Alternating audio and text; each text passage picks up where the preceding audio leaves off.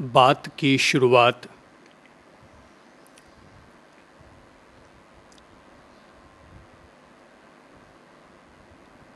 एक छोटे से घटना प्रसंग के साथ करेंगे।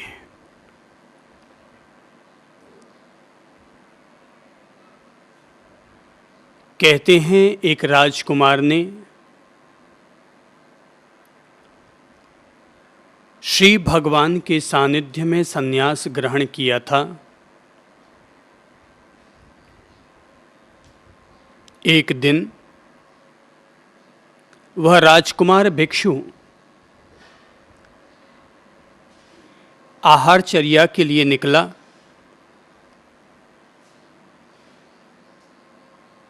भरी दोपहरी में नंगे पांव चलते हुए उस भिक्षु के पांव भी जलने लगे और भूख प्यास भी सताने लगी। वह नगर के बीच चौपाल पर पहुंचा ही था कि उसके मन में इस तरह के संकेत उभर कर आए कि आज मैं भिक्षु बन गया तो मुझे घर घर में आहारचर्या करने के लिए जाना पड़ता है। अभी अगर मैं राजमहल में रहता तो 100 सेवक मेरी आहारचर्या की व्यवस्था में लगे हुए रहते।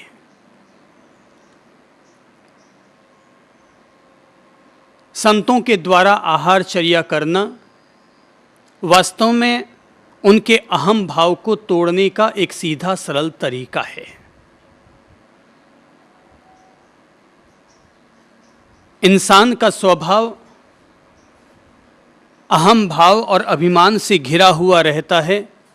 यही वजह है कि भारतीय संतों में आहारचर्या की परंपरा पड़ी ताकि हम चाहे जितने बड़े कुल के क्यों न हों, हम छोटे और बड़े दोनों प्रकार के कुलों में समान भाव से जा सकें, हर घर से आहारचर्या कर सकें ताकि हमारा अहम भाव टूटे।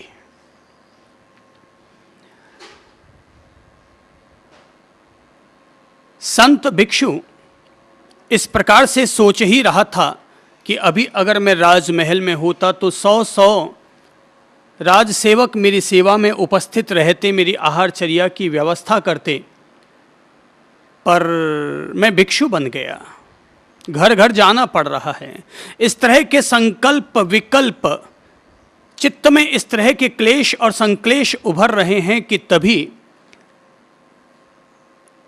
एक दासी उनकी सेवा में उपस्थित होती है और कहती है, भंते आप ऊपर की कोठी में पधारें, वहाँ पर हमारी मालकिन ने आपको आहारचर्या के लिए निमंत्रित किया है। राजकुमार भिक्षु का चित्त प्रसन्न होता है। जो चित्त क्लेश और संक्लेश से घिर गया था वही चित्त प्रसन्न हो उठता है कि चलो अब ज़्यादा धक्के न खाने पड़े, और खुद ही कोई चलाकर मेरे सामने आ गया और आहार के लिए अनुरोध कर दिया। वह राजकुमार भिक्षु उस दासी के साथ ऊपर वाली कोठी में चला गया। जब आहार ले रहा था तभी उसके मन में आया कि अभी अगर मैं राजमहल में रहता तो मेरे लिए खीर और पूड़ी की भी व्यवस्था होती, और भी कई तरह के पकवान न होते। वह इस तरह के संकल्प विकल्प कर रहा है। ये जो संकल्प विकल्प हैं यही चित्त के क्लेश और संक्लेश हैं। वो इस तरह से सोच रहा है कि तभी मालकिन एक विशेष थाली लेकर पहुंचती है और कहती है, भंते आप यह आहार लीजिए। और वह ये देखकर चौंक पड़ता है क्योंकि उसमें खीर, पूड़ी और भी कई तरह के पकवान होते हैं। वो सोचता है, ओ आज तो लगता है सुबह उठते ही मैंने किसी अच्छे इंसान का मुंह देख लिया है। सो जैसा सोचता हूं वैसा ही सब कुछ उपलब्ध हो रहा है। भिक्षु वहीं बैठ करके आहार करता है, और जब आहार कर चुका होता है तो खाना खाने के बाद इंसान को प्रमाद आता है। यह स्वाभाविक है। तो प्रमाद ने भिक्षु को भी घेर लिया खीर पूड़ी पकवान माल ताल खाए तो फिर प्रमाद तो आना ही है, आलस्य तो आना ही है, नींद तो आनी है। सोचने लगा कि अब आहार करने के बाद वापस अपने स्थान पर लौट कर जाऊंगा, यहीं कहीं अगर आराम पूर्वक लेटने की व्यवस्था हो जाती तो बड़ा आनंद मिलता। कि तभी वह मालकिन कहती है, भंते आपके लिए शैया लगा दी गई है, आप यहीं पर ही विश्राम कीजिए। उसे लगता है अरे वाह यार, बिना कहे यहाँ तो सारी व्यवस्था हो रही है। तो सो जाता है। थोड़ी सी गर्मी लगती है, आज की तरह वैसे कोई पंखे कूलर एसी वेसी तो होते नहीं थे, सो गर्मी लगने लगती होगी। कि तभी मन में आता है, ये चित्त है ना, क्लेश और संक्लेश से घिरा हुआ चित्त, तो तभी चित्त में भाव उठते हैं, वृत्ति उठती है कि थोड़ा कोई हवा राजमहल में रहता तो दास दासियाँ मेरे इर्द गिर्द खड़ी होती और मेरे सामने पंखा बींज रही होती। इस तरह की वो भाव भा रहा है कि तभी देखता है दो दासियाँ वहाँ उपस्थित हो गई हैं और वे हवा बींजने लग गई हैं। उसे लगता है यार क्या बात है, इधर मेरे मन में भाव उठते हैं और उधर ये मालकिन 2 मिनट में ही उसकी व्यवस्था बिठा देती है, बात क्या है। सो जाता है। तभी थोड़ी प्यास उठती है, सोचता है थोड़ा ठंडा ठंडा पानी होता तो आनंद आ जाता, अब कैसे मांगूं, ठीक नहीं लगता। कि तभी लोटा लेकर के पानी भी आ जाती है वो दासी कोई लेकर के, वो पानी भी पी लेता है। उसे लगता है हो न हो ये महिला मेरे चित्त की वृत्तियों को पकड़ती है, मेरे मन के विचारों को पकड़ने में समर्थ है। उसे लगा कि अब अगर मेरे मन में, चूंकि मैं राजकुमार रहा, दास दासियों के वहाँ तक के सुख भोग के सारे संकल्प विकल्प उभर कर आ गए, कहीं और कोई तरह के विकल्प उभर कर आए और मुझे यहाँ पर नज़र नीची करके जाना पड़े, इससे तो बेहतर यही है कि मैं पहले से यहाँ से खिसक जाऊं। और तब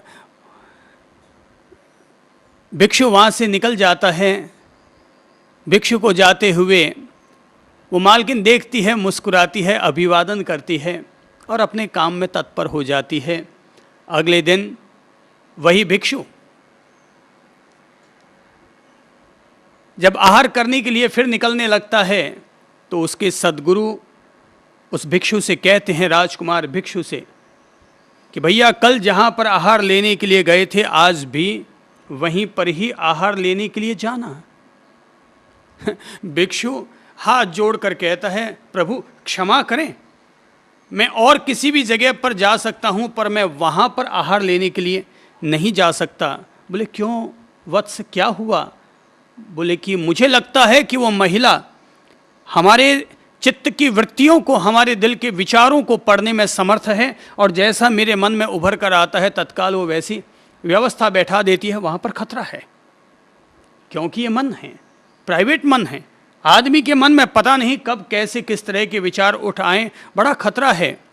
भगवान ने कहा, वत्स आज तुम्हें जाना तो वहीं पर होगा, पर आज जाते समय अपने चित्त की वृत्तियों के प्रति, अपने मन के विचारों विकल्पों के प्रति जागरूक होकर के जाना, स्मृतिमान होकर के जाना, संप्रज्ञाशील होकर के जाना। अपनी श्वास धारा, अपनी पद यात्रा, अपने आवागमन पर पूरी तरह जागरूक होकर के जाना। जाना तो वही है, केवल अपनी जागरूकता को अपने साथ में रख करके जाना गुरु का आदेश था।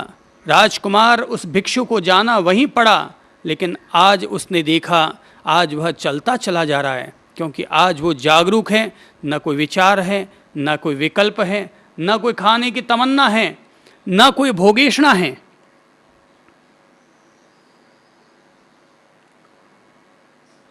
न कोई भोगेषणा है, सहज में वो चलता चला जा रहा है।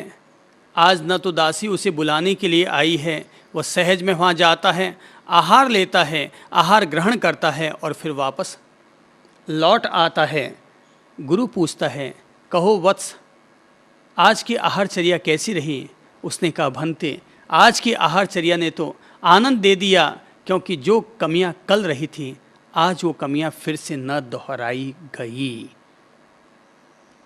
शिष्य ने गुरु को साधुवाद दिया, भंते आज आपने मुझे जीवन की शुद्धि का, आत्मा के कायाकल्प का, जागरूक होकर जीने का एक ऐसा मंत्र प्रदान कर दिया है कि व्यक्ति कहीं भी आए जाए लेकिन फिर भी चित्त के क्लेश संक्लेश उसका अनुसरण नहीं करेंगे। चित्त के क्लेश और संक्लेश उसी व्यक्ति का अनुसरण किया करते हैं जो कि प्रमत्त होकर, निद्रित होकर, मूर्छित होकर के जाता है। उसी व्यक्ति के चित्त के क्लेश और संक्लेश वैसे ही उसका पीछा किया करते हैं जैसे कि बैलगाड़ी के चलने पर पहिए उसका पीछा किया करते हैं।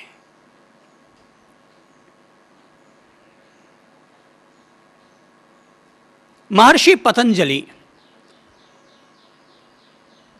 योग सूत्रों पर अपन सब लोगों को केंद्रित करते हुए सीधे चित्त से रूबरू कराते हैं, चित्त से मुलाकात करवाते हैं, साक्षात्कार करवा रहे हैं। और जब कोई भी व्यक्ति अपने चित्त से साक्षात्कार करता है तो उसे सबसे पहले चित्त में न तो प्रकाश दिखाई देता है, न कोई उच्च भावनाएं उसे अपने भीतर नजर आती हैं। जब भी कोई व्यक्ति योग के धरातल पर अपना पहला कदम रखता है तो उसे सबसे पहले अपने चित्त में जन्म जन्मांतर के भरे हुए संस्कार, जन्म जन्मांतर से संचित की जा रही वृत्तियां, जन्म जन्मांतर से संचित किए जा रहे कषाय, जन्म जन्मांतर से पोषित हो रहे कर्म के बीज और प्रकृतियां, उन्हीं से ही हमारा सामना होता है। और उन्हीं से सामना करते हुए कल जब हम लोग अपने चित्त से रूबरू हो रहे थे, एक तरह से अभी जो अपन सुन रहे हैं, बोल रहे हैं, मनन कर रहे हैं, चिंतन कर रहे हैं, वो कोई व्याख्यान नहीं है, प्रवचन नहीं है, वो हम लोग एक तरह से सीधे अपने आप से मुखातिब हो रहे हैं, भीतर के आईने में अपने आप को देख रहे हैं, जान रहे हैं क्या हूं मैं, क्या है मेरे भीतर की दशा, कैसा हूं मैं। जीवन के आध्यात्मिक प्रश्न यही तो हैं, कब, कहां, कैसे, क्यों, कौन। यही सब तो वे प्रश्न हैं जो कि साधक अपने आप से करता है और उनका समाधान अपने आप में तलाशने के लिए प्रस्तुत होता है।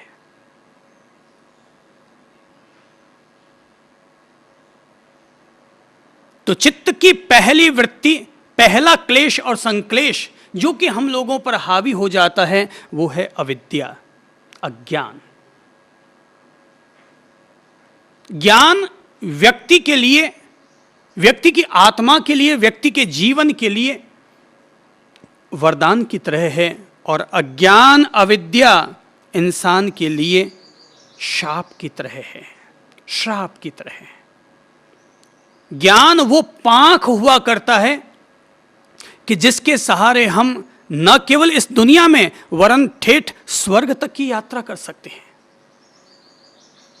और अज्ञान कुत्ते की उस पूंछ की तरह हुआ करता है। किसकी तरह? कुत्ते की पूंछ की तरह हुआ करता है, जिससे न तो उसके गुह्य प्रदेश ढके जा सकते हैं और न ही वो किसी तरह के मक्खी मच्छर को उड़ा सकता है। अज्ञानी इंसान कुत्ते की पूंछ की तरह होता है, कुत्ते की पूंछ का कोई उपयोग नहीं होता। वैसे ही अज्ञानी अविद्यावान व्यक्ति का भी कोई उपयोग नहीं होता। ज्ञान ही तो वह माध्यम है कि जिसके द्वारा हम अपने चित्त का मार्गदर्शन कर सकते हैं, चित्त के क्लेश और संक्लेशों पर विजय प्राप्त कर सकते हैं। अज्ञानी आदमी तनावग्रस्त रहता है, चिंतातुर रहता है, मोहातुर रहता है, क्रोधित रहा करता है, अपने दिमाग में, अपने चित्त में आर्त ध्यान और रौद्र ध्यान करता ही रहता है। और ज्ञानी व्यक्ति जीवन के ज्ञान से, भेद विज्ञान से, तत्व ज्ञान से वाकिफ होने के कारण वह हर परिस्थिति को भली भांति समझता है, भली भांति जानता है। जिसका जन्म है उसका मरण है, जिसका उदय है उसका विलय है। जो सूरज उगता है वह सूरज अस्त भी होता है। जहाँ लाभ है वहाँ हानि भी है, जहाँ संयोग है वहाँ वियोग भी है। ज्ञानी व्यक्ति जानता है, इसलिए अपने चित्त में क्लेश संक्लेश नहीं करता। ज्ञानी व्यक्ति जानता है, इसलिए अपने चित्त में क्लेश संक्लेश नहीं करता। अविद्या रहेगी, अज्ञान रहेगा, तो अपन लोग दुखों से घिरे हुए रहेंगे। और वहीं अगर ज्ञान दशा रहेगी तो व्यक्ति हर परिस्थितियों से पार लगने का जज्बा, पार लगने का धैर्य, पार लगने की अंतर्दृष्टि उसके भीतर उपलब्ध रहेगी। इसलिए जीवन में ज्ञान चाहिए, विवेक चाहिए। ज्ञान वैसे ही होता है। महावीर ने बहुत अच्छा उदाहरण दिया, बहुत अच्छी उपमा दी ज्ञान के लिए, और वह है धागा और सुई। कि जैसे धागे में पिरोई हुई सुई खोती नहीं है, वैसे ही ज्ञान रूपी धागे में पिरोई हुई आत्मा वह भी इस संसार में भटकती नहीं है। आत्मा कब भटकती है संसार में? जब आत्मा की पर अज्ञान का आवरण हावी रहता है। तो जैसे किसी पर शनि हावी हो और उसे कहा जाए कि शनि की एक माला जप लो, तो जप नहीं पाता, क्योंकि शनि हावी हो गया, राहु केतु हावी है, अज्ञान हावी है। तो ऐसे व्यक्ति को कितना भी ज्ञान का प्रकाश क्यों न दे दिया जाए, पर जरा बताओ कि दिन में उल्लू को अगर सूरज भी दिख जाए तो करेगा क्या? अंधे के आगे अगर दीपक जला भी दो तो करेगा क्या? ज्ञान चाहिए जीवन में, चाहे दिन हो चाहे रात हो। दिन में सूरज काम देता है, रात में चांद और तारे इंसान को रास्ता दिखाते हैं। लेकिन ज्ञानी व्यक्ति के लिए सामने चाहे दिन हो और चाहे रात हो, उसका ज्ञान का प्रकाश दिन में भी उसको उजाला देता है और रात में भी उसको रोशनी प्रदान करता है। इसलिए ज्ञान क्या है? प्रकाश है। ज्ञान जीवन का प्रकाश है। ज्ञान चित्त के तमस को दूर करने का, ज्ञान चित्त के तमोगुणों और रजोगुणों को दूर करने का एक ऐसा सतोगुण है कि जिसके द्वारा हम अपने भीतर पर विजय प्राप्त करते हैं। आखिर आत्म विजय करने के तरीके क्या हो सकते हैं? आत्मा पर हम विजय कैसे प्राप्त करें? आत्म विजय का तरीका क्या हो सकता है? तो तरीकों में एक तरीका यह है कि व्यक्ति अपने अज्ञान पर ज्ञान का अंकुश लगाए। हाथी को वश में करने के लिए क्या करेंगे? अंकुश का उपयोग करेंगे। हाथी को वश में करने के लिए अंकुश का उपयोग करेंगे। और घोड़े को लगाम से हम अपने कंट्रोल में लेंगे।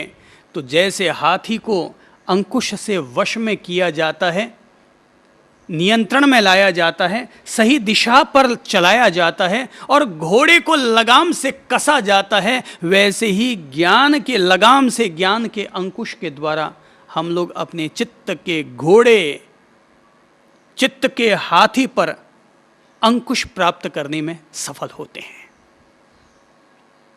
बिना ज्ञान, फिर से याद दिला दूं, बिना ज्ञान का इंसान कैसा है? कुत्ते की पूंछ की तरह।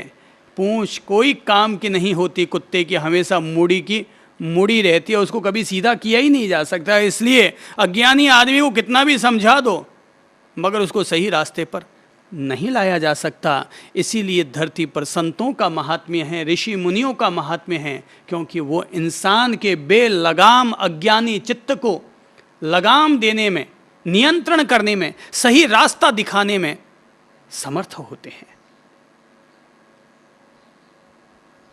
जो बात माँ बाप के समझाने पर भी नहीं समझ आ पाती है बच्चों को, स्कूल और विद्यालय के, विश्वविद्यालयों के कुलपतियों के द्वारा समझाने पर भी जो बात समझ में नहीं आती, वो बात संतों के सानिध्य में बैठकर, गुरुजनों के सानिध्य में बैठकर वो बात सद जाया करती है। क्यों सद जाती है? उनके जीवन में ज्ञान है, उनके जीवन में प्रकाश है, उनके जीवन में चारित्र की ज्योति है, उनके जीवन में वो ज्ञान है जिस ज्ञान को वो खुद जिया करते हैं। इसलिए उनका सीधा प्रभाव पड़ता है।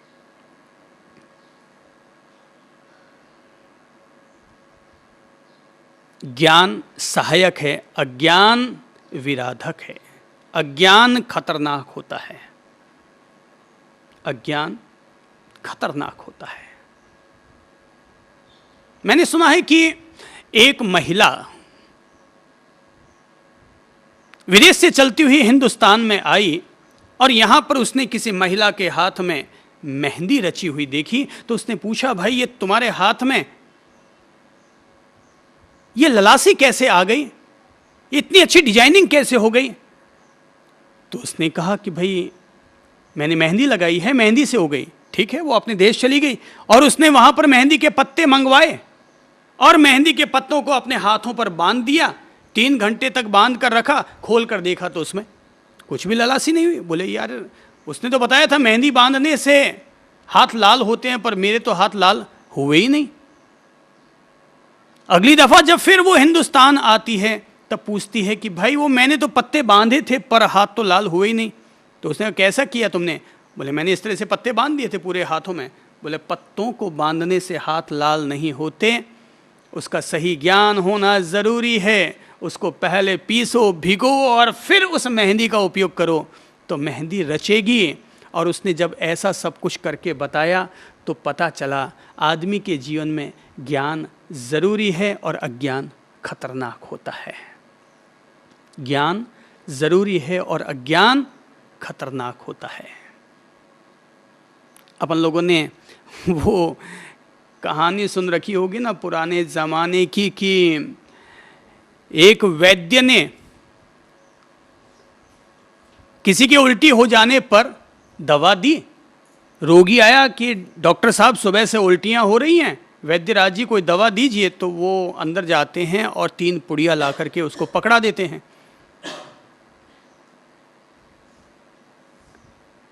रोगी का रोग ठीक हो जाता है। 2 दिन बाद वो वापस आता है धन्यवाद देने के लिए और 5 रुपया वैद्यराज को पकड़ाने लगता है। वैद्यराज जी कहते हैं भाई 5 रुपया नहीं 51 रुपये होते हैं, मेरी फीस 51 रुपये। बोले वैद्यराज जी अरे 5 रुपये मैं तो एक्स्ट्रा में दे रहा हूँ, पुड़िया की तो आपकी कीमत 4 रुपया 1 रुपया 2 रुपया होगी, मैं तो 5 रुपये एक्स्ट्रा में दे रहा हूँ आपको। वैद्य ने कहा भाई पुड़िया तो निश्चित तौर पर 1 रुपये की थी, लेकिन पुड़िया कौन सी देनी चाहिए, दवा कौन सी देनी चाहिए, इसके लिए जो मैंने अपना सारा ज्ञान लगाया, अपनी ज़िंदगी लगाई है, उस ज्ञान की कीमत है 50 रुपया। पुड़िया की दवा की कीमत तो 1 रुपया ही है। कीमत पुड़िया की नहीं है, कीमत हमेशा ज्ञान की होती है कि कौन सा ज्ञान लगाया जाए, कहाँ लगाया जाए, कैसे लगाया जाए, बस इस ज्ञान की कीमत है। बाकी तो काया की नज़रों से देखोगे तो मैं और आप अपन सभी लोग एक ही लेवल के हैं। वही हाड़ मांस के अपन सब पुतले हैं, वही सब माटी के पुतले हैं, वही सब हाड़ मांस अपन सब लोगों के स्ट्रक्चर खड़े हैं। लेवल का फर्क हाड़ मांस का नहीं है। शायद आप लोग तो मुझसे ज़्यादा सुंदर होंगे, है ना। कीमत हाड़ मांस और बाहर की सुंदरता का नहीं है, जो लेवल है, कीमत जो है वो असली ज्ञान दशा की है, विद्या की है। इसीलिए कहता हूँ ज्ञान वो पांख है, वे पांखें हैं कि जिनके जरिए हम स्वर्ग तक की भी उड़ान भर सकते हैं। तो हम अपने ज्ञान के द्वारा अपने चित्त के अविद्या से जुड़े हुए क्लेश संक्लेश पर विजय प्राप्त करते हैं, अंकुश लगाते हैं। ठीक वैसे जैसे हाथी पर, हाथी कंट्रोल नहीं किया जा सकता, पर अंकुश के द्वारा उस पर भी हम नियंत्रण प्राप्त कर सकते हैं। ठीक वैसे ही जैसे कि राजकुमार भिक्षु ने अपनी जागरूकता के द्वारा, अपनी ज्ञान दृष्टि के द्वारा अपनी चित्त में उठने वाले विविध प्रकार की तृष्णाओं से मुक्त होने में सफलता प्राप्त की थी। चित्त का दूसरा क्लेश और संक्लेश है और वो है अहम भाव, अस्मिता। पतंजलि कहते हैं चित्त का दूसरा क्लेश संक्लेश है और वो है अहम भाव। बड़ा खतरनाक खेल है ये इंसान के चित्त का। जीवन की सारी स्थापनाएं, सारे मोह व्यामोह, सारे क्रोध कषाय सब एकमात्र इस अहम भाव से जुड़े हुए हैं। इसीलिए जरूरी है कि इंसान अपने अहम भाव को विनम्र बनाना सीखे।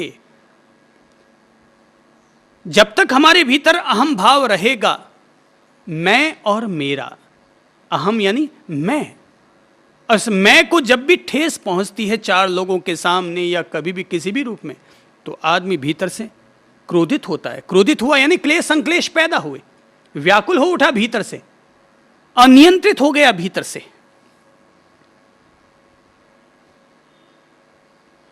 ज्ञानी व्यक्ति विनम्रता का पुजारी होता है और अज्ञानी व्यक्ति अहंकार का पुतला होता है। ज्ञानी व्यक्ति विनम्रता का पुजारी होता है और अज्ञानी व्यक्ति अहंकार का पुतला होता है। अज्ञानी व्यक्ति अहंकार का शिष्य होता है और ज्ञानी व्यक्ति विनय का भक्त होता है।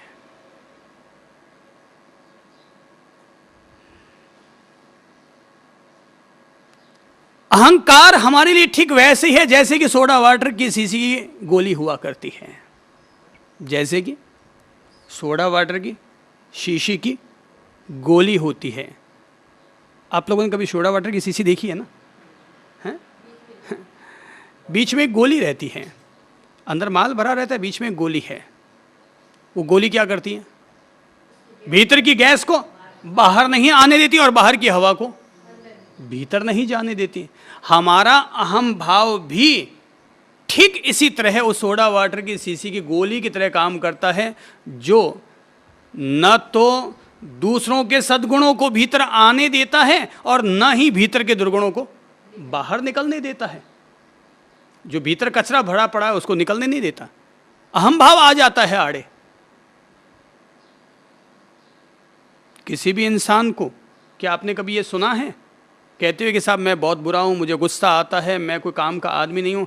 हर आदमी, किसी को कहो, हर कोई कहता है कि साहब, जैसे लोग आते हैं मेरे पास और कहते हैं कि साहब हम में क्या कमी है आप ज़रा बताओ, तो मैं कहता हूँ भैया ये काम मुझे तो मत सौंपो कम से कम। तो बोले साहब आप गुरु हैं, आप नहीं बताएंगे तो कौन बताएगा? मैंने कहा दुनिया में आज तक कोई भी इंसान ऐसा पैदा नहीं हुआ जिसकी हाजमा शक्ति इतनी तेज हो जो अपने दुर्गुणों को सहन कर पाए। हर आदमी अपनी तारीफ सुनना चाहता है। हर आदमी को यही चाहिए कि साहब, पत्नी अगर खाना बनाती है तो भी ये अपेक्षा रखती है कि मेरा पति कहे अरे वाह भाई वाह वाह वाह क्या आज तूने खाना बनाया है। बेटा अगर बाजार से बिस्किट का पैकेट खरीद के लाए तो ओढ़बा सुनना पसंद नहीं करता कि तू बिस्कुट का पैकेट पुराना लेगा, वो ये सुनना चाहता है कि अरे वाह भाई वाह, भले ही सड़ियल लेके आया हो माल, फिर भी ये सुनना चाहता है कि नहीं नहीं तू बिस्कुट बहुत अच्छे लेकर आया है। हर आदमी प्रशंसा सुनना चाहता है। याद रखो, प्रशंसा एक ऐसा मीठा जहर है जिससे हमेशा हमारा नुकसान होता है। इसलिए कभी भी अपनी ज़िंदगी में प्रशंसा की अपेक्षा मत रखो, वरन अपने कर्म को, अपने कार्य को हमेशा बेहतर बनाने की अपेक्षा रखो। एक सच्चा पिता, एक सच्ची माता, एक सच्चा गुरु कभी भी अपने शिष्य की मुंह पर तारीफ नहीं करेगा। एक सच्ची माता, एक सच्चा पिता, एक सच्चा गुरु हमेशा मुंह पर अपने बच्चे की कमियां बताएगा, क्योंकि वो चाहते हैं वो अपनी कमियों को सुधारे। तारीफ वो चाहते हैं उन्हें न करनी पड़े, तारीफ दुनिया करे तो सच्ची तारीफ है। तुम मुंह मियाँ मिट्ठू बन रहे हो अपने बच्चे के लिए, कहते हो अरे साहब मेरा बच्चा क्या है, बिल्कुल सिकंदर है। अरे भाई तेरे कहने से क्या होगा सिकंदर? दुनिया कहे तो सिकंदर है। तो एक सच्चे पिता का, एक सच्ची माता का, एक सच्चे गुरु का यह दायित्व होता है कि वो हमेशा अपने शिष्य का जरूर प्रेम दे उन्हें, लेकिन अपने शिष्य की हमेशा कमियों को निकालता रहे ताकि खोट खोट निकल जाए। सोना शुद्ध है इसे तू क्या कहता है, दुनिया कहेगी कि सोना शुद्ध है। गुरु का काम तारीफ करना नहीं है, गुरु का काम ठोक पीट करके माटी को घड़ा बना देना है। जो शिष्य घड़ा बनाने के लिए तैयार है उसी व्यक्ति का गुरु की शरण में जाने का अर्थ है। और जो चाहता है गुरु जी मेरी तारीफ करते रहें, उस शिष्य का गुरु के पास जाने का औचित्य नहीं है, उसे फिर किसी पड़ोस में जाना चाहिए ताकि वो तुम्हारी तारीफ करके अपने स्वार्थों को पूरा कर सके। एक बहुत अच्छा कबीर का दोहा है, याद रखना चाहिए। कबीर के दोहे बड़े रामबाण का काम करते हैं। ऐसे दोहे बनाने वाला दुनिया में विरला ही कोई और इंसान पैदा हुआ होगा। 2 लाइनों में पूरी कटार चला दे। 2 लाइनों में पूरी बात बना दे। तो कबीर का दोहा है कि कबीरा गर्व न कीजिए नेक न हंसिए कोय। कबीरा गर्व न कीजिए नेक न हंसिए कोय। अजहू नाव समुद्र में ना जाने क्या होए। कबीरा गर्व न कीजिए नेक न हंसिए कोई। व्यर्थ का अभिमान अपने भीतर मत पालिए और किसी पर हंसी मत कीजिए, उसका उपहास मत उड़ाइए। अजहू नाव समुद्र में, अभी तुम भी समुद्र में ही हो। तुम कोई लाड़ साहब नहीं हो गए हो, तुम अभी कोई खुदा के पैगंबर नहीं हो गए हो, तुम कोई भगवान नहीं हो गया, अभी तुम भी भाई हमारे जैसे ही हो। तो अजहू नाव समुद्र में ना जाने क्या होए, न कब किसकी नाव डूब जाए इस दुनिया में पता नहीं चलता। अरे भाई व्यर्थ का अभिमान छोड़ो, इस दुनिया में कब किस गधे को भी बाप बनाना पड़ जाए कोई पता नहीं चलता। कब किससे कौन सा काम निकालना पड़ जाए कोई इसकी खबर नहीं है। ना जाने क्या होए, कब क्या हो जाए कोई पता नहीं चलता। व्यर्थ है देखो भाई अभिमान। कोई सोचता है साहब मैं कितना सुंदर हूँ, वाह भाई वाह। कोई कहता है मैं कितना ज्ञानी हूँ, कोई कहता है मैं ऊंचे कुल का हूँ। ये मैं जो है ना, ये बड़ा खतरनाक शब्द है। मैं क्यों जी, मैं कौन करता है बकरी। ये जो मैं जो ज़्यादा मैं करते थे, इसका मतलब पूर्व जन्म में क्या था अपन खुद ही सोच लें। जो ज़्यादा मैंने कहा मैं कह सकता हूँ, मैं कर सकता हूँ, मैं मुझे थोड़ा खतरा लगता है उस आदमी के लिए। दरअसल मैं और एक साथ 2 बार 3 4 5 बार अगर मैं जुड़ जाए तो बड़ा खतरा पैदा हो जाता है कि ये आदमी कहीं पूर्व जन्म में बकरा बकरी की जून से तो नहीं आया है। विनम्रता होनी चाहिए। विनम्रता जीवन का वह रक्षा कवच है कि जिसके द्वारा वह अपने जीवन में 100 संकटों का सामना करने में सफल हो जाता है। यही वजह है जैनों ने एक बहुत अच्छा मंत्र दिया है और वो है नवकार मंत्र, नमो अरिहंताणम। मंत्र की शुरुआत कहाँ से करते हैं ये लोग? नमो से। आपने कभी गौर किया नमो शब्द का क्या मतलब होता है? क्या होता है? नमस्कार, नमन। जे नमे ते सहु ने गमे।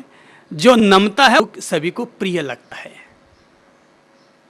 जो नमता है वो सभी को प्रिय लगता है। इसीलिए तो अपन लोग कहते हैं बड़ा हुआ तो क्या हुआ, जैसे पेड़ खजूर और पंछी को छाया नहीं, फल लागत अति दूर।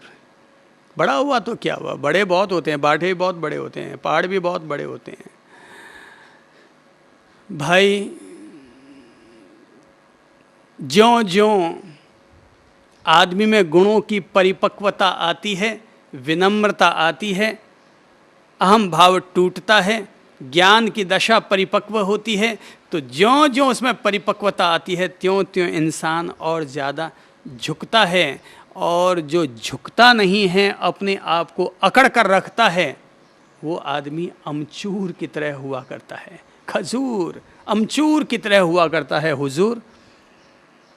अधिक दानों वाला पौधा झुकता है और जो नहीं झुकता वो भूसा कहलाया करता है। भूसा हमेशा खड़ा रहता है और अधिक दानों वाला पौधा हमेशा झुका करता है। जो आदमी विनम्र है, इसका मतलब समझो उस आदमी ने जीवन के कुछ पाठ पढ़े हैं। और जो झुकना नहीं जानता,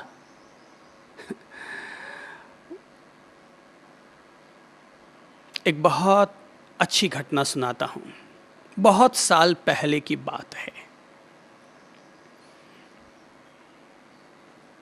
ये बात मैं इसलिए कह रहा हूँ क्योंकि जिस समय यह घटना हुई, उस घटना ने मुझे खूब आनंद दिया, जीवन का एक पाठ दिया।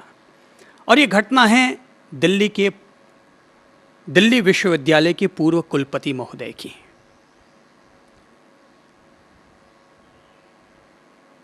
किसी खास काम से हमने उन्हें संदेशा पहुंचाया कि हम आपसे मिलना चाहते हैं। तो कुलपति महोदय ने कहलाया कि गुरुजन मेरे यहाँ आए, इसकी बजाय मैं खुद ही उनकी सेवा में पहुँच जाऊँगा। ठीक है। हम कभी उनसे मिले हुए नहीं थे, इसलिए चेहरा भी नहीं जानते थे। उन्होंने 4 बजे का टाइम दिया कि मैं 4 बजे आ जाऊँगा। जैसा कि होता है कि संतों के यहाँ पर, गुरुजनों के यहाँ पर बहुत सारे लोग रहते हैं, ज्ञान चर्चाएं करने के लिए आते हैं। हमारे पास भी कुछ लोग बैठे हुए थे, ज्ञान चर्चा कर रहे थे। इतने में ही एक महानुभाव आए, बुजुर्ग जैसे लग रहे थे, थोड़ी उन्हें चलने में असुविधा थी। तो वो जिस सभागार में हम लोग बैठे हुए थे उसके एक कोने में रखी हुई कुर्सी उठाने के लिए आगे बढ़े। तो मुझे लगा कि एक बुजुर्ग आदमी कुर्सी उठाकर लाए, ये ठीक नहीं है। तो मेरे पास एक बच्चा बैठा हुआ था, मैंने झट से संकेत दिया कि बेटा आप कुर्सी उठाकर ले आओ। वो बच्चा दौड़ा गया, कुर्सी उठाकर ले आया। जब वो सज्जन कुर्सी के पास आए तो यूं कहने लगे, प्रभु मैं नीचे बैठने में असमर्थ हूं, इसलिए अगर आपको आपत्ति न हो तो मैं कुर्सी पर बैठने की आज्ञा चाहता हूं। बुजुर्ग आदमी के द्वारा ऐसे शब्द कहना, मैंने कहा प्रभु आप ये क्या बात अर्ज कर रहे हैं? कोई भी आदमी ऊपर तभी बैठता है जब उसके पाँव में असुविधा होती है, वरना कौन आदमी गुरुजनों के सामने या संतों के सामने ऊपर बैठना पसंद करता होगा? आप तो कृपा करें और आराम से विराजिए। बैठे रहे, वो बैठ गए, हम लोग अपने वापस ज्ञान चर्चा में लग गए। करीब आधे पौन घंटे बीत गए, सब लोग चले गए। तो फिर पौन घंटा बीत गया तो मैंने अचानक वो आए हुए उस बुजुर्ग महानुभाव से कहा, फरमाइए दादाजी आपकी क्या सेवा करूं? तो मेरा इतना कहना था कि उन्होंने कहा कि प्रभु आपने ही तो याद किया था। मैंने कहा कि हमने याद किया था। बोले आपने मेरे घर दोपहर में संदेशा पहुंचाया था और मैंने 4 बजे आने का टाइम दिया था और मैं समझा। मैंने कहा क्या आप कुलपति महोदय हैं? बोले जी हाँ। मैंने अपनी ज़िंदगी में पहली दफ़ा ये सीखा और जाना, हालांकि हमारे अपने जीवन में शुरू से ही विनय और विनम्रता का गुण वंशानुगत रूप में भी था, जीवन के पाठों से भी ये समझ पाई हुई थी। लेकिन उस दिन जब हमने कुलपति महोदय के द्वारा ये शब्द सुने कि मैं कुलपति, तो पहली दफ़ा लगा इसे कहते हैं असली ज्ञान, इसे कहते हैं असली विनम्रता, कि जिस व्यक्ति में इतना धैर्य है कि पौन घंटे तक वो व्यक्ति बैठा रहा, अपनी कुर्सी खुद उठाने के लिए जा रहा है और पौन घंटे तक बैठा रहा धीरज के साथ, ये कहने की बजाय कि साहब आपने मुझे याद किया, बताइए क्या काम है। धैर्य है, आराम से सब लोग अपने ज्ञान चर्चा करके चले जाएं। और जब चर्चा के दौरान मैंने उनसे कोई एक छोटा सा सवाल कर लिया था, तो उन्होंने मुझे उस सवाल के जवाब में इतनी सरलता के साथ जो शब्द कहे, उन्होंने कहा कि साहब मैं नहीं जानता कि इस शब्द का वास्तविक अर्थ क्या होता है, आप मेरे अज्ञान को क्षमा करें। मैंने अपनी ज़िंदगी में पहली दफ़ा किसी इतने महान विद्वान और इतने महान पद पर बैठे हुए व्यक्ति के द्वारा इतने विनम्र शब्दों का जो उच्चारण करते हुए देखा। मुझे लगा किसी भी ज्ञानी व्यक्ति को अपने अहम भाव को कितना, किस हद तक तोड़ देना चाहिए, ये उसका उदाहरण है।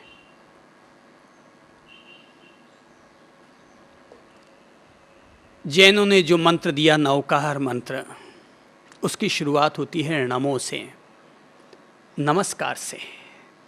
नमस्कार क्या है? अहम भाव को तोड़ने का सबसे सीधा, सरल और पहला मंत्र है नमस्कार। हमारे वर्तमान युग का यह सबसे बड़ा दोष आ चुका है कि आज के ज़माने में लोग झुकना नहीं जानते, सब अकड़ कर रहना पसंद करते हैं। पहले ज़माने में लोग सुबह उठकर अपने माँ बाप के पांव छुआ करते थे, पंचांग नमाते थे, दोनों घुटने दोनों हाथ नमा करके, और शीश अपना माता पिता और गुरु के चरणों में रखा करते थे। धीरे धीरे परंपरा बदली, लोग खड़े खड़े ही पांव छूने लगे। धीरे धीरे और परंपरा बदली, और अब तो लोग घुटने तक भी पूरा झुक नहीं पाते हैं और खड़े खड़े ही यों प्रणाम करते हैं जैसे कोई कमर हिलाने में उनको तकलीफ होती है। ये अहम भाव का पोषण है। मेरा अनुरोध है कि अपन लोगों में से किसी की भी ऐसी कोई आदत हो तो पूरा झुकना सीखे। और झुकना उसके लिए नहीं झुक रहे हम अपने अहम भाव को तोड़ने के लिए झुक रहे हैं। किसके लिए झुक रहे हैं? अहम भाव को तोड़ने के लिए। इसीलिए जैनों ने जो नवकार मंत्र दिया उसके शब्द हैं नमो अरिहंताणम। नमो, इस शब्द पर हम गौर करें, नमस्कार पर। नमो, न यानी नहीं, म यानी मैं। तो जहां मैं नहीं तू ही तू है, उसका नाम है नमो। जहां न नहीं, म मैं नहीं, क्या है मेरी औकात? अपन लोगों की औकात क्या है? गाजर मूली की तरह पैदा हुए हैं अपन लोग, और एक दिन मर खप के पूरे हो जाएंगे। अपन लोगों की औकात क्या है? रावण जैसों की शक्तिशाली राजाओं की भी औकात मिट्टी में मिल गई तो अपनी तो औकात ही क्या है? कंस जैसे धूल में मिल गए तो अपन लोग तो हैं ही किस बिसात के? आकाश को देखो तो हमेशा प्रेरणा लो कि मुझे इतना ऊपर उठना है, इतना ऊपर उठना है जितना ये आकाश है। और ज़मीन को देखो तो ये प्रेरणा लो कि मैं किस बात का गुरूर करूं, आखिर अपन सब लोगों को इसी मिट्टी में मिल जाना है। अहम भाव चित्त के क्लेश संक्लेशों को न्योता देने का द्वार। अहम भाव अर्थात चित्त के क्लेश और संक्लेशों को न्योता देने का दरवाजा।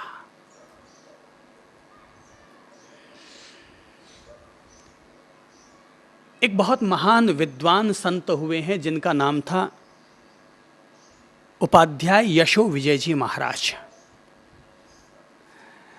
कहते ये आदमी इतने महान विद्वान थे, इतने जबरदस्त विद्वान थे कि इन्होंने 4 महीने तक केवल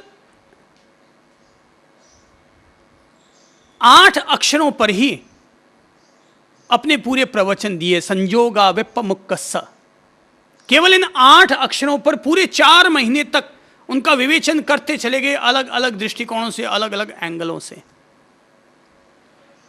तो उनकी इस विद्वत्ता से प्रेरित और प्रभावित होकर के उस समय के राजा ने उनको विशारद की पदवी दी, यानी महान विद्वान, महान पंडित।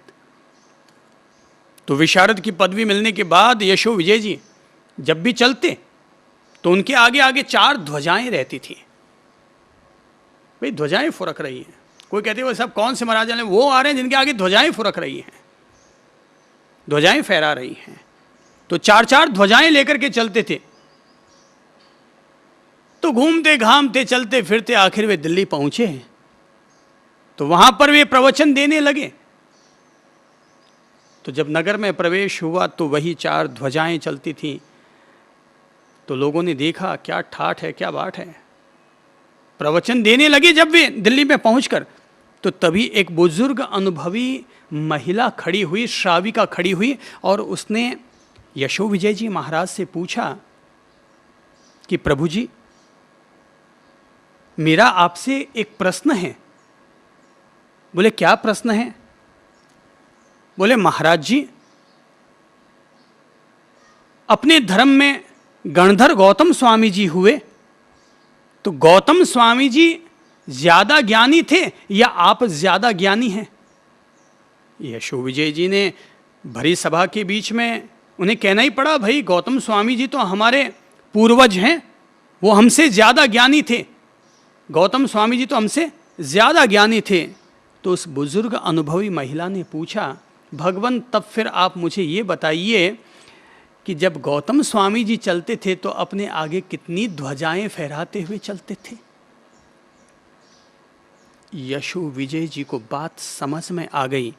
कि ये महिला क्या कहना चाहती है। अर्थात गणधर गौतम स्वामी जी 14 पूर्व के ज्ञानी होने के बावजूद सीधे सरल ढंग से चल दिया करते थे, और मैं उपाध्याय यशो विजय, मैंने 4 किताबें क्या पढ़ ली, 4 शास्त्र क्या पढ़ लिए, 4 महीने एक शब्द पर मैंने व्याख्यान क्या दे डाले, और मैं अपने आगे 4 ध्वजाएं लेकर चलता हूं। यशो विजय जी का अहम भाव टूट गया। उन्होंने बुजुर्ग महिला का अभिवादन करते हुए उसके पांव छूते हुए कहा, माँ तूने मेरा गरुड़ तोड़ा। हाथों हाथ उसी समय ध्वजाएं अपने सामने मंगवाई, एक एक ध्वजा के 2 टुकड़े किए और कहा कि इसको जमुना में जाकर के विसर्जित करके आ जाओ। यशो विजय आज के बाद ध्वजाओं के साथ नहीं चलेगा। आज के बाद तुम जैसी अनुभवी बुजुर्ग महिलाओं का सानिध्य लेते हुए अपने अहम भाव को छोड़कर और नमन भाव को स्वीकार करते हुए चलेगा। अहम भाव ही चित्त का क्लेश और संक्लेश है। अहम भाव ही चित्त का क्लेश और संक्लेश है। इसीलिए सबसे बेहतर है भाई, अहम भाव को तोड़ना है तो दुनिया में जो लोग भी मिलते हैं, छोटों को भी आप कहने की आदत डालें, बड़े बुजुर्गों के पांव छूने की आदत डालें। ये अहम भाव को तोड़ने के लिए है। संवत्सरी पर्व की आराधना करो तो ये मत सोचो कि मैं बड़ा हूं, वरन बड़े होते हुए भी छोटों के पांवों में झुक कर के क्षमा प्रार्थना करो कि मेरे द्वारा साल भर में कोई भी त्रुटि हो गई हो तो क्षमा करना भैया। अहम भाव को तोड़ने का तरीका है। अहम भाव को तोड़ने के लिए कभी कभी अपने घर में झाड़ू पोंछे भी लगा लिया करो। महिलाएं तो लगाती हैं, इसलिए महिलाओं में अहम भाव कम होता है, ईगो कम होता है। अपन जो पुरुष होते हैं ना, उनमें ईगो ज़्यादा होता है। कभी कभी झाड़ू लगाना चाहिए। मेरा तो अनुरोध है कि कभी कभी घर का जो बाथरूम हो ना, लैट्रिन, उसको भी साफ कर लेना चाहिए, ताकि हमारे भीतर जाति का मद, जाति का अहम भाव टूटे। गांधी जी जाते थे। अब बताओ, गांधी जी से तो अपन बड़े नहीं होंगे ना, वो तो देश के राष्ट्रपिता हुए, उससे तो अपन बड़े नहीं, उनसे तो वो तो हरिजनों के घरों में सफाई करने के लिए चले जाया करते थे। महर्षि रामकृष्ण परमहंस हरिजनों की बस्ती में जाते थे सफाई करने के लिए, झाड़ू निकालने के लिए। मैंने ऐसे दिव्य संतों से ही प्रेरणा पाई है, इसलिए मुझे न तो झाड़ू लगाने में संकोच है, न कहीं पोंछा लगाने में शर्म है, न किसी तरह का बाथरूम या लैट्रिन साफ करने में किंचित भी लज्जा महसूस होती है। मुझे तो लगता है कि सप्ताह में 1 दफा लैट्रिन बाथरूम जरूर साफ करने चाहिए खुद के, और सप्ताह में 1 दफा। ये टूटता नहीं है जल्दी। 80 साल का डोकरा हो जाए तो भी, और 6 साल का छोकरा हो तब भी 1 मिनट में गुस्सा आ जाता है, बर्दाश्त नहीं हो पाता, क्योंकि अहम भाव को ठेस पहुंचती है। मैंने कहा और तुमने नहीं किया। अलग अलग तरह के मद, मान, अभिमान, अहंकार तोड़ने के रास्ते हमें खुद को ढूंढने पड़ेंगे। अगर हमें अपने सौंदर्य का गर्व है तो मेरा अनुरोध रहेगा, कभी कभी काले कलूटे बच्चे को भी अपने हाथों से नहलाओ, उसे भी अपनी गोद में उठाओ, ताकि हमारा अहम भाव टूटे कि सुंदर मैं।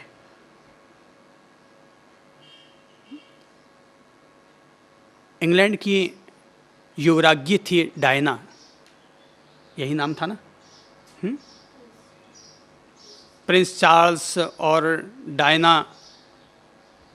तो ये महिला पूरे विश्व में इसलिए समादरणीय नहीं हुई कि वो इंग्लैंड की युवा महारानी थी, वरन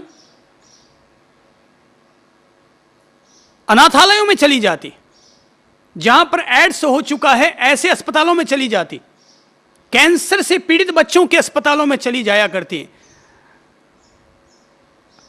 आप सुनकर ताज्जुब करेंगे कि उनका एक दृश्य बहुत ज्यादा प्रसिद्ध हुआ था कि एक एड्स पीड़ित बच्चे ने उनके पास आकर के उनका माथा चूम लिया था, उनका चुम्बन ले लिया था। यह दृश्य पूरे विश्व भर में प्रसिद्ध हुआ था। पर डायना ने बिना कोई प्रतिक्रिया किए उस बच्चे को उल्टा अपने हाथ में उठा लिया था, और कोई होता तो पता नहीं क्या क्या सोचता। एड्स पीड़ित, ए छी, ए गंदा, ए उधर रहे, ये वो। होने में तो मुझे हो सकता है, आपको हो सकता है, किसी को कुछ भी हो सकता है, कोई भी रोग किसी को भी हो सकता है। बस यही तो विनम्रता है, यही तो जीवन का सद्गुण है, निरभिमानता है। आदमी सहजता से कहीं भी चला गया, सहज रूप में सभी के साथ पेश आ गया। तो नमस्कार होना चाहिए। ईगो को अपने समझो, किस चीज़ का ईगो है, किस चीज़ का मान अभिमान है। अपने अपने अभिमान को समझो कि मेरे भीतर किस चीज़ का अभिमान है, आपके भीतर किस चीज़ का अभिमान है। हर व्यक्ति अपने अपने अहम भाव को समझे और उसको तोड़ने का रास्ता भी खुद ही निकाले। तो मैंने रास्ते सुझाए हैं। कभी कभी झाड़ू भी लगा लो, कभी कभी अपनी कार खुद धो लो, कभी बाथरूम साफ कर लो, बड़े बुजुर्गों को नमन करो, रोजाना प्रभु की प्रार्थना करो, भक्ति करो। और समर्पण करने के नाम पर लड्डू पेड़े मत चढ़ाओ भगवान को। अपन क्या चढ़ा सकते हैं, वो तो अपन को देते हैं तो अपना भरण पोषण होता है। बेवकूफ़ हैं लोग जो रोजाना कोई भगवान को चावल चढ़ा रहा है, तो कोई लड्डू चढ़ा रहा है, कोई पेड़े चढ़ा रहा है।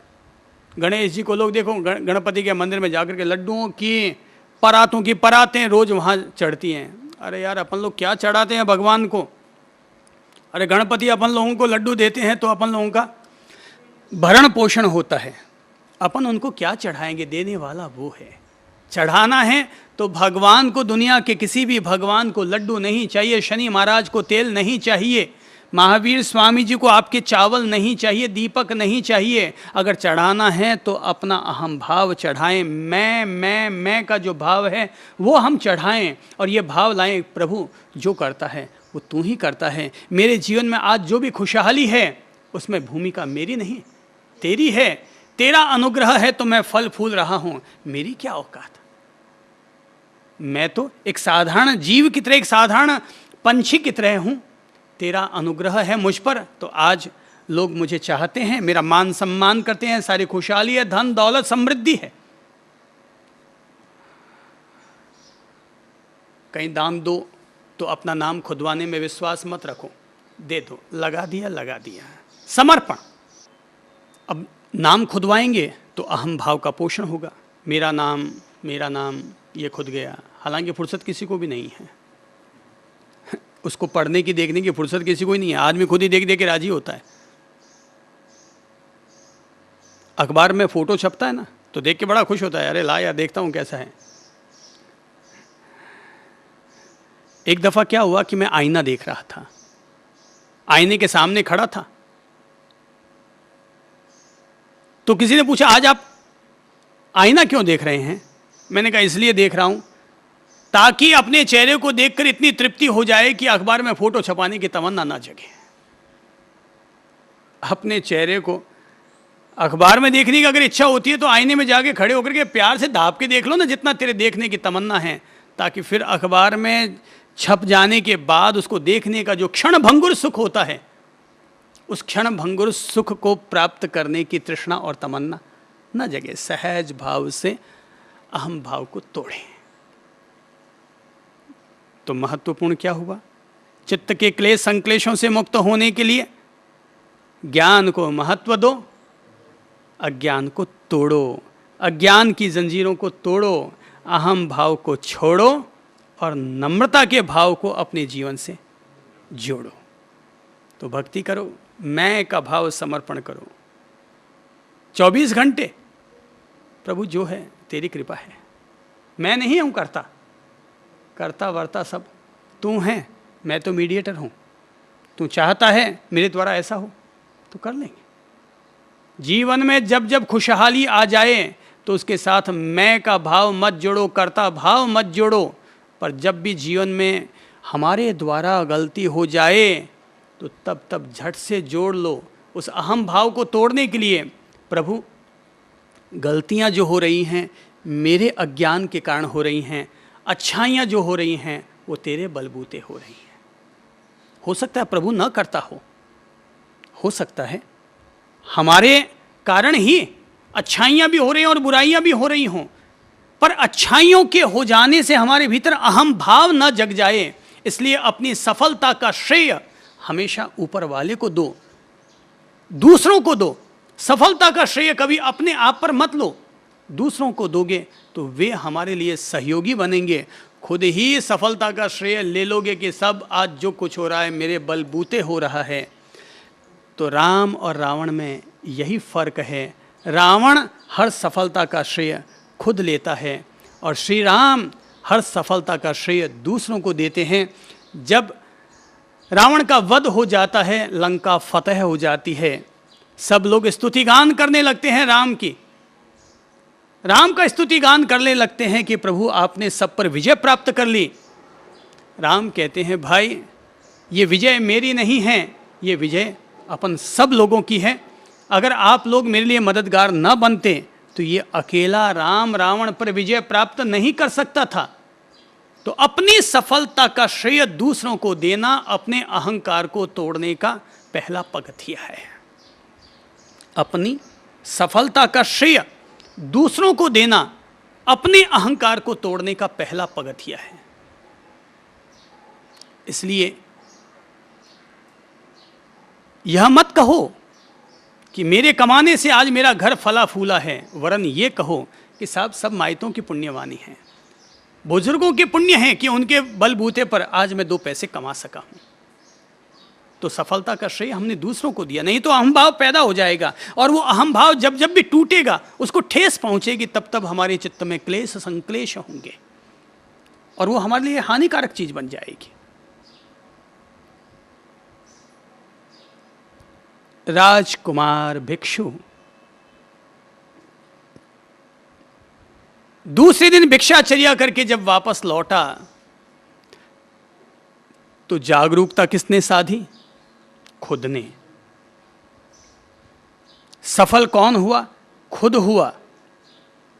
पर उस सफलता का श्रेय खुद पर डालने की बजाय उसने श्री भगवान से कहा कि प्रभु आज आपने मुझे सफलता का एक ऐसा गुरु मंत्र दे डाला है जागरूकता का कि जिसके बलबूते पर मैं उसी महिला के यहां गया लेकिन फिर भी मेरा चित्त शांत रहा, क्लेश संक्लेश से मुक्त रहा, एकाग्र बना रहा, आनंदमय बना रहा। जरा बताओ कि अगर गुरु ने जो गुरु मंत्र दिया जागरूकता का, अगर शिष्य उस मंत्र को न अपनाता तो क्या गुरु का ज्ञान काम आता? नहीं आता ना। काम आदमी खुद करता है, श्रम खुद करता है, पर उस सफलता का श्रेय अगर हम ईश्वर को, माता पिता को, गुरुजनों को, अपने शिक्षकों को, अपने बड़े भाई को, अपनी बड़ी बहन को या अपनी छोटी दीदी को, अगर हम अपनी सफलता का श्रेय दूसरों को देते हैं, अपनी सफलता में अगर हम और 10 लोगों को हिस्सेदार बनाते हैं तो इससे हमारी सफलता का आनंद 2 गुना, 4 गुना, 10 गुना हो जाता है। तब वो आनंद केवल एकांतमुखी नहीं होता, केवल खुद के लिए नहीं होता, तब उस आनंद के उत्सव में और भी 10 लोग शरीक हो जाते हैं। वो आनंद कैसा जो तुम्हें अकेले ही प्राप्त करना पड़े? आनंद वो है जिसमें 10-20 लोग मिलकर के जो आनंद मनाए, तभी तो वो आनंद उत्सव बनता है, तभी तो वो आनंद दीपावली का त्योहार बनता है, तभी तो वो आनंद होली का सुकून दिया करता है। तो कुल मिलाकर बात इतनी सी है और वो है अज्ञान की बजाय हम ज्ञान की तरफ बढ़ें ताकि हमारे चित्त के क्लेश संक्लेश जो अज्ञान से जुड़े हुए हैं वे दूर हों। हम अहम भाव की बजाय नम्रता की तरफ अपने कदम बढ़ाएं, विनम्रता की तरफ अपने कदम बढ़ाएं, ताकि अहम भाव के चलते जो कभी हमें क्रोध आ जाता है, कषाय आ जाते हैं, मदहोशी छा जाती है, हम दूसरों की उपेक्षा कर बैठते हैं, दूसरों का अपमान कर बैठते हैं, बदतमीजी से पेश आ जाते हैं, हमारे चित्त के ये जो दुर्गुण हैं वो भी हमारे जीवन से दूर हों। तो आज जो हम लोगों ने 2 गुण अपने जीवन में सीखे हैं योग की दहलीज पर खड़े होकर, पहला है ज्ञान को महत्व दो, शिक्षा को महत्व दो, बुद्धि को और बढ़ाने को महत्व दो, ज्ञान पूर्वक जीने को महत्व दो, और दूसरा अपने चित्त के अहम भाव से जुड़े हुए क्लेश संक्लेश को दूर करने के लिए विनम्रता, मुस्कान, शांति, आनंद दशा, इन सब भावों को महत्व दो। हर कोई इंसान खुद ही खुद को अच्छा बनाएगा। योग हमें अच्छा बनाता है, योग आनंद दाता है, योग हमारे लिए रास्ता खोलता है, पर खोलेगा तभी जब हम अपनी बंद खिड़कियों को खोलेंगे, अपनी आंखों को खोलेंगे और अपने हृदय को प्रस्तुत करेंगे वैसा करने के लिए।